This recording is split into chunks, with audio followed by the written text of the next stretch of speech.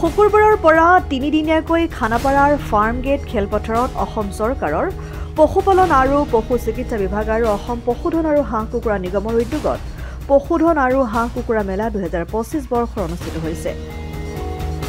পশুপালনেৰে নৱপ্ৰজন্মৰ মাজত আত্মস্বাৱলম্বী হোৱাৰ বাট প্ৰশস্ত কৰাৰ মনোভাৱেৰে আয়োজন কৰা এই মেলা এগছি বন্তি প্ৰজ্বলনেৰে শুভাৰম্ভণি কৰে অসম চৰকাৰৰ পশুপালন মন্ত্ৰী কৃষ্ণেন দপালে।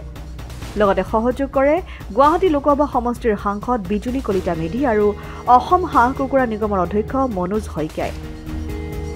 আদৰণি ভাষণত মন্ত্ৰী কৃষ্ণেন দপালে মেলাৰ ইতিবাচক দিশসমূহৰ বিষয়ে উল্লেখ কৰাৰ লগতে নিগমৰ উন্নয়নমূলক কৰ্মৰাজিৰ বিষয়ে কয়। লগতে তেওঁ কয় যে ৰাজ্যৰ মুখ্যমন্ত্ৰী ডক্টৰ হিমন্ত বিশ্ব শৰ্মাৰ মাৰ্গদৰ্শনত বিভাগটোৰ যথেষ্ট পৰিমাণে উন্নয়ন হৈছে। লগতে পশুপালনৰ জৰিয়তে বহুতো নিবনুৱা যুৱক যুৱতীসকলে আত্মস্বাৱলম্বী হৈছে। আনহাতে অসম পশুপালন আৰু হাঁহ কুকুৰা নিগমৰ অধ্যক্ষ মনোজ শইকীয়াই কয় যে বিভাগটো শ্ৰেণীকোঠাত সীমাবদ্ধ নাৰাখি সমগ্ৰ দেশত সম্প্ৰসাৰণ কৰাৰ ক্ষেত্ৰত আমাৰ চৰকাৰে গুৰুত্ব আৰোপ কৰিছে।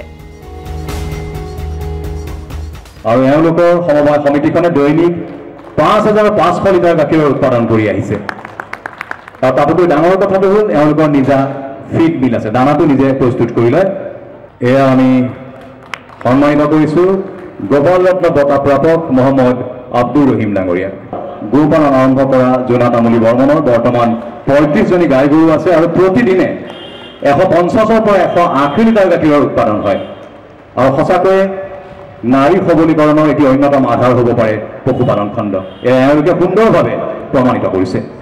গৰু পাম আৰম্ভ কৰিছিল আৰু প্ৰতিদিনে তেখেতৰ পামত ৮০ৰ পৰা ১০০ লিটাৰ গাখীৰৰ উৎপাদন হয়।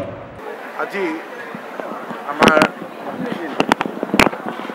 খানাপাৰা যিটো আমাৰ এই ময়দানত 10, 11 আৰু 12 পশুধন আৰু হাঁহ কুকুৰা মেলা আজি উদ্বোধন হৈছে।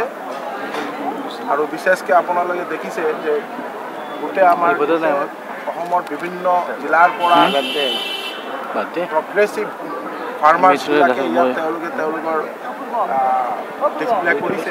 অলপ পিছত আমৰা এইটো উদ্বোধন কৰিম। আৰু এই যে আমাৰ অসমত এতিয়া মাননীয় মুখ্যমন্ত্ৰী ডক্টৰ হিমন্ত বিশ্ব শৰ্মা মহোদয়ৰ নেতৃত্বত আৰু যিটো ভিশনাৰী পদক্ষেপ যে আমাৰ গোটেই অসমৰ আত্মনিৰ্ভৰ প্ৰত্যেক ক্ষেত্ৰে আমি আত্মনিৰ্ভৰ হ'ব লাগে, তাৰ কাৰণে বিশেষকৈ আমাৰ যিটো এনিমেল হাজবেণ্ডাৰী ভেটেনাৰী ডিপাৰ্টমেণ্ট খুব ভাল কাম কৰি আছে আৰু যাতে ভাল পদক্ষেপ লয় যাতে প্ৰত্যেকটা ক্ষেত্ৰত আমাৰ যাতে এই ডিপাৰ্টমেণ্টে আমি যাতে প্ৰত্যেক ডিপাৰ্টমেণ্টেলি আমি যাতে এটা ভাল ব্যৱস্থাত কাম কৰিব পাৰোঁ আৰু আমাৰ যে প্ৰগ্ৰেছিভ ফাৰ্মাৰ্ছবিলাকে যাতে তেওঁলোকে আৰু ভালভাৱে তেওঁলোকে নিজৰ জীৱিকা নিৰ্বাহ কৰাৰ কাৰণে আৰু আমাৰ ৰাইজৰ যাতে GDP গ্ৰোথ হয় তাৰ কাৰণে তেওঁলোকে কাম কৰি যায়।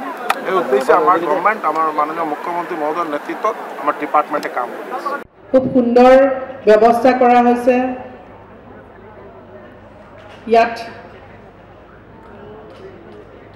পশুধনৰ বাবে চিকিৎসকসকল আছে, বিজ্ঞানীসকল আছে, সকলোৱে অহৰ্নিশে দিনে ৰাতিয়ে কাম কৰি আছে। আৰু আমাৰ প্ৰধানমন্ত্ৰী ডাঙৰীয়াই যি তেখেতৰ আত্মনিৰ্ভৰ ভাৰতৰ যি সপোন, মই ভাবোঁ যে এই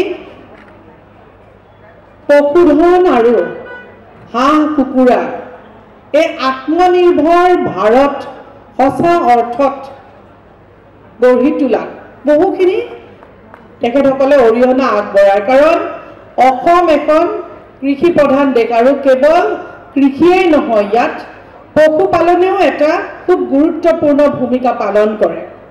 এই ক্ষেত্ৰখনৰ লগত জড়িত হৈ নিজকে আত্মনিৰ্ভৰশীল কৰাৰ কথা তেওঁলোকে অনুভৱ কৰিছে। সৌ সিদিনালৈ আমি বহু কথাত পিছ পৰি আছিলোঁ, বিশেষকৈ গাখীৰ উৎপাদন, মাংস উৎপাদন, কণী উৎপাদনকে ধৰি বিভিন্ন বিষয়ত আমাৰ ৰাজ্যখন আমি পিছ পৰি আছিলোঁ। কিন্তু যোৱা 2016 চনৰ পৰা যেতিয়া আমাৰ চৰকাৰ আহিলে সেই সময়ৰ পিছৰে পৰা আমাৰ চৰকাৰৰ নেতৃত্বত মুখ্যমন্ত্ৰী ডাঙৰীয়াৰ হস্তক্ষেপত আৰু তেওঁৰ নিৰ্দেশত বিভাগটোক পুনৰুজ্জীৱিত কৰাৰ প্ৰচেষ্টা আৰম্ভ হ'ল। আজি আমি এই কথা কৈ গৌৰৱ অনুভৱ কৰিছোঁ যে আজি কিছু বছৰ আগলৈ আমি বিশেষভাৱে কুকুৰা মাংসৰ ক্ষেত্ৰত আমি পশ্চিমবংগকে ধৰি বিভিন্ন ৰাজ্যৰ ওপৰত আমি নিৰ্ভৰশীল হৈ আছিলোঁ। কিন্তু কুকুৰা মাংস উৎপাদনৰ ক্ষেত্ৰত আজি অসম স্বাৱলম্বী। অসমে চুবুৰীয়া ৰাজ্যক কুকুৰা মাংস যোগান ধৰিব পৰা এটা পৰিৱেশলৈ উভতি আহি আৰু এখন বজাৰ দখলৰ যিটো লক্ষ্য আছিল এই লক্ষ্যত আমি উপনীত হ'বলৈ সক্ষম হ'লোঁ। আছে যিসকলে এই গোটেই বিষয়টোৰ লগত জড়িত হৈ আছে, মই তেখেতসকলক এই চেগতে আন্তৰিক ধন্যবাদ জনাইছোঁ। আৰু আহি থকা দিনত আমি সেৱাৰ মনোভাৱেৰে যাতে আমাৰ বিভাগটোক আৰু আমি আগবঢ়াই নিব পাৰোঁ, এটা পৰিয়ালৰ নিচিনা। ইতিমধ্যে আমি মন্ত্ৰী ডাঙৰীয়াৰ নেতৃত্বত পশুপালন বিভাগ, আমাৰ অসম পশুধন নিগম, দুগ্ধ উন্নয়ন বিভাগ, এই আটাইখিনি এটা পৰিয়ালৰ নিচিনাকৈ এটা একত্ৰিতভাৱে আমি সদায় কাম কৰি আহিছোঁ।